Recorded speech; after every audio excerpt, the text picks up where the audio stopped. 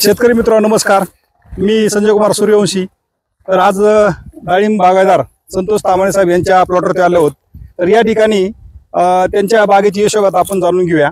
तर साहेब नमस्कार। नमस्कार। तर आपल्याकडे किती वर्षापासून बाग आहे? मी 2006 पासून डाळिंब करतो, म्हणजे आता जवळपास 20 वर्ष झालं मी डाळिंब शेती करतो। डाळिंब शेती करतो। बरं, आता हा जी प्लॉट आहे हा किती बार आहे? हा आता 5वा बार आहे, 5वा, म्हणजे 7 वर्षाचा बाग झाला। ओके। 2006 ला जी तुम्ही बाग लावली होती ते किती वर्षापर्यंत किती बार काढले तुम्ही? जवळपास 15 वर्ष तो प्लॉट चालला। प्लॉट चालला तो। हो।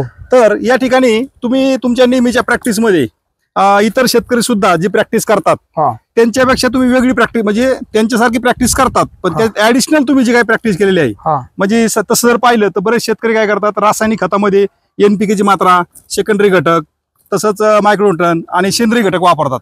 त्यानंतर याच्यासोबत तुम्ही ही प्रॅक्टिस केलेली, पण यात ऍडिशनल तुम्ही कोणती टेक्नॉलॉजी वापरली? सगळ्यात महत्वाचं, आता बऱ्याच वेळा शेतकरी डाळिंब तुटून गेलं, हार्वेस्टिंग झालं की त्याला वाटतं माझं काम संपलं, पण ऍक्च्युअली डाळिंब तुटून गेलं की त्याचा पहिला दिवस चालू होतो। म्हणजे तुम्ही रेस्ट पिरियड पासून तुम्ही काम करता। यस, म्हणजे झाडाला कळी निघणं, सेटिंग होणे झाडाच्या रेस्ट पिरियड वरती खूप महत्वाचं आहे। म्हणून झाडाच्या रेस्ट पिरियडलाच आता माल तुटून गेला की याला मी चाळणी करून निंबाटूच्या गाठी तोडून त्याला शेणखत आणि वर खताचा डोस देणार आहे, हलकीशी छाटणी करून घेणार आहे। यस।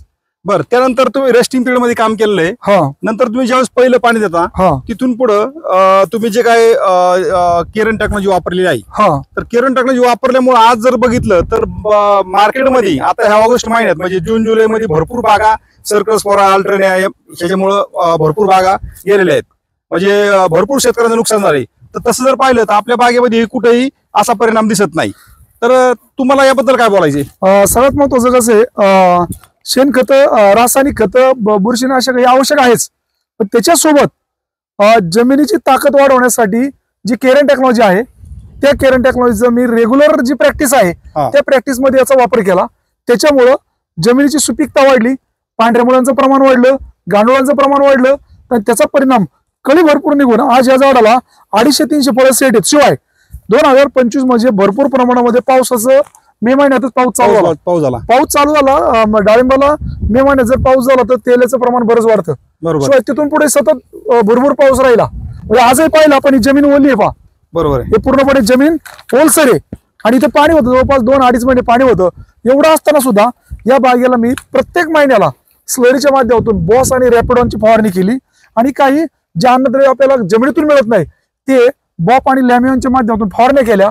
शिवाय आपण जे फवारण्या करतोय कीटकनाशक आणि बुरशीनाशक, त्याच्यासोबत मी केरनचं स्टिकॉन वापरलं, त्याच्यामुळं या ठिकाणी प्रत्येक फवारणीचा रिझल्ट मला चांगला मिळत गेला। तर एकंदरीत शेतकरी मित्रांनो, त्यांनी त्यांच्या नेहमीच्या प्रॅक्टिसमध्ये या ठिकाणी केरन टेक्नॉलॉजीचा बॉस आणि रॅपिडॉन हे वेळेवरती या ठिकाणी ड्रेसिंग केलेलं आहे, आणि सगळ्यात महत्त्वाचं वरून वेळोवेळी ज्या फवारण्या केल्यात बॉप आणि लॅमियनच्या, म्हणजे पेस्टिसाइड आणि बुरशीनाशक जे आहे त्याच्यासोबत तुम्ही लॅमियन बॉपची पण फवारणी केल्यामुळं आज जे पाहतोय ते मालाची क्वालिटी, चमक जर पाहिली तर एकदम उत्कृष्ट लेवलचा माल आपण तयार केलेला आहे। तर नक्कीच या व्हिडिओच्या माध्यमातून इतर शेतकऱ्यांना सुद्धा खूप चांगलं मार्गदर्शन होईल, आणि आपण अशीच बाग जी चांगली तयार केलेली आहे त्याबद्दल तुमचं खूप खूप अभिनंदन। धन्यवाद। Okay, thank you sir.